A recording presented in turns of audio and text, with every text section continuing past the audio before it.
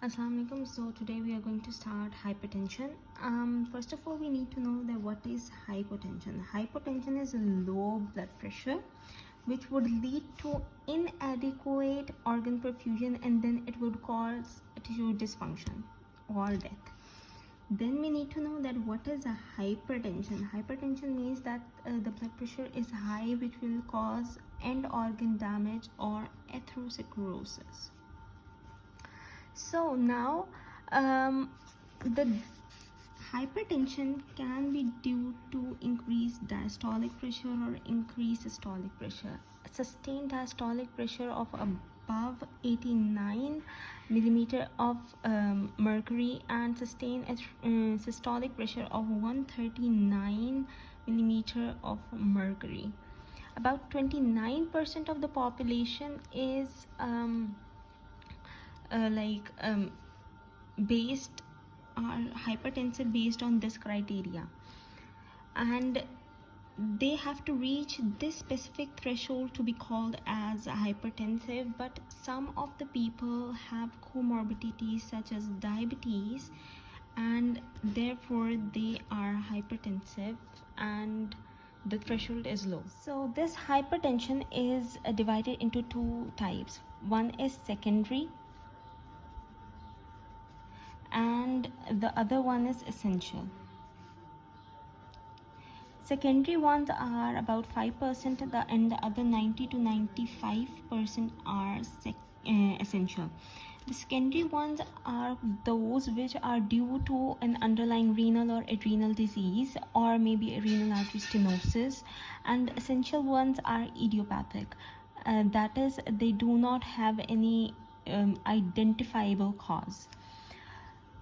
Now we see that what increases the prevalence of hypertension. First of all, age. Secondly, it is more common in African Americans, and the risk increases this hypertension increases the risk of atherosclerosis, which may cause heart failure or cardiac hypertrophy and aortic dissection, renal failure, and if left untreated it can cause IHD, that is ischemic heart disease or congestive heart failure. About 5% of the population shows malignant hypertension. Malignant hypertension is characterized by severe hypertension, that is a systolic pressure of about 200 millimeter of mercury and a diastolic pressure of about 120 millimeter of Ag, as well as renal failure and retinal hemorrhages with or without the papilledema. That is hypertension, very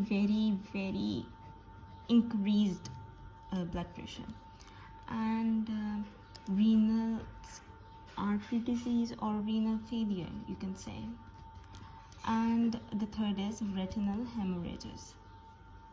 The causes of hypertension can be idiopathic or it could be secondary. The secondary can be due to renal causes. It could be acute glomerulonephritis, it could be chronic renal disease, polycystic disease or stenosis or vasculitis or any tumor. It could be due to endocrine cause, for example pheochromocytoma, acromegaly, hypo or hypothyroidism. It could be pregnancy induced. It could be due to hyperfunctioning of the adrenocortex, and it could be due to CVS dysfunction, for example coarctation of aorta or polyarteritis nodosa or any increased cardiac output. And it can be due to CNS problem or neurogenic, for example it could be psychogenic, it could be due to sleep apnea or stress or any increased intracranial pressure. Here we see the regulation of blood pressure. Blood pressure is equal to cardiac output multiplied by the peripheral resistance. This cardiac output is dependent upon two factors, that is blood volume and cardiac factors.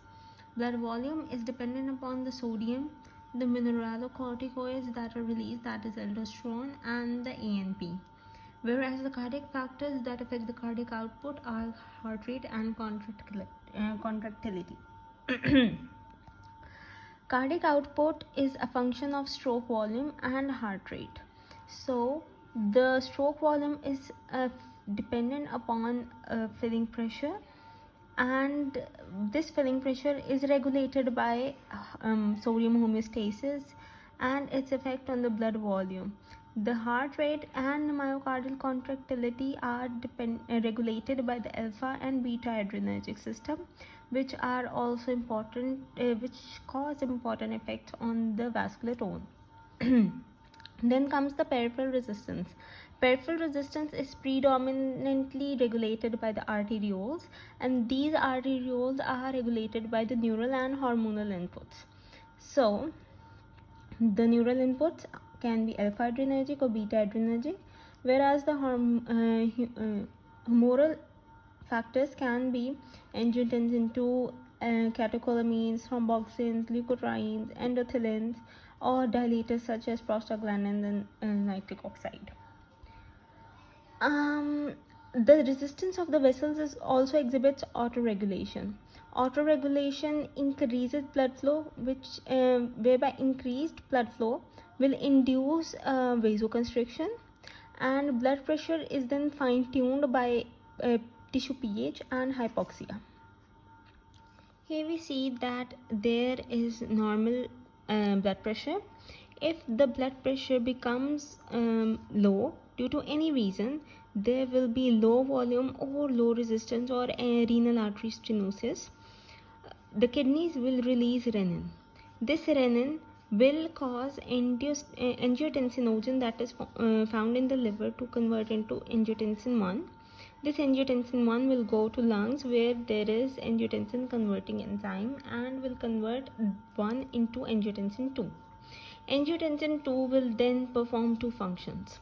It can either cause vasoconstriction and cause increased BP, or it can go to adrenal gland and cause the release of aldosterone. This aldosterone will cause a reabsorption of sodium and water in the distal convoluted tubule and cause blood volume to increase, thereby again increasing the blood pressure. So we need increased volume as well as increased resistance for the cause of increasing blood pressure. This increased blood pressure will again cause volume overload. This increased volume overload is sensed by the myocardial tissue and will cause the release of ANP. ANP then acts by two processes. It can either cause vasodilation and cause decreased blood pressure, and it can also excrete sodium and water and cause decrease in the volume. Now we see what is the pathogenesis of hypertension. The pathogenesis of hypertension can be either idiopathic or for secondary. Idiopathic is unknown pathology, but we can say that it could be due to many reasons. For example, there may be small changes in renal sodium hemostasis, or there could be a difference of vascular tone or structure, and rare causes can be due to an underlying endocrine basis. For pathogenesis of the secondary hypertension, it can be due to two causes. It can either be renovascular, or it can be due to single gene disorder. Renovascular hypertension can be due to renal artery stenosis. For example, if there is stenosis of the blood vessel, it would cause decreased glomerular flow. This decreased glomerular flow will cause renin secretion, and then again what I have told you before, the renin secretion would cause increased vascular tone and blood volume, and then cause hypertension. In single gene disorders, it can be due to two things. Either there could be a defect in the enzymes, or there could be mutation in the proteins. Enzyme defects can be enzyme defects can be in the aldosterone synthase or alpha beta hydroxylase or 17 alpha hydroxylase, and most commonly it is due to primary hyperaldosteronism. Whereas if mutation in the proteins that influence the sodium absorption can be due to Liddle syndrome, in which there is a gain of function in the mutation in the ENaC proteins, and this will cause the distal tubular reabsorption to increase. Then there are different mechanisms for the essential hypertension. These essential hypertensions can be due to genetic factors, like accumulative effects of the polymorphism in different genes that encode blood pressure, or it can be due to some reduced sodium reabsorption excretion, or it can be due to vasoconstrictive effects which causes increase in peripheral resistance, or it could be due to environmental can be stress, obesity, smoking, or sedentary lifestyle, or increased sodium intake. Then we see that the vascular pathology in hypertension. So vascular pathology can be due to lead to two things. Either it can cause atherogenesis, or it can cause degenerative changes. First of all, these changes are in large or medium vessels. In small vessels, it causes two things: arteriosclerosis of two types. One is hyaline and the other one is hyperplastic. Now what happens in a hyaline artery? Okay, so due to the narrowing of the lumen because of the deposition of homogeneous pink hyaline and the thickening of the wall, it would be due to plasma protein leakage which occurs at the injured endothelial cells, and it is also due to increased smooth muscle matrix synthesis. And there is a disease known as nephrosclerosis. In nephrosclerosis, there is arteriolar narrowing of the hyaline arteriosclerosis, and this will cause diffuse impairment of the renal blood supply and the glomerular scarring. Then the other form is hyperplastic arteriosclerosis. Hyperplastic arteriosclerosis will exhibit onion skin thickening like this. Onion skin thickening with luminal narrowing.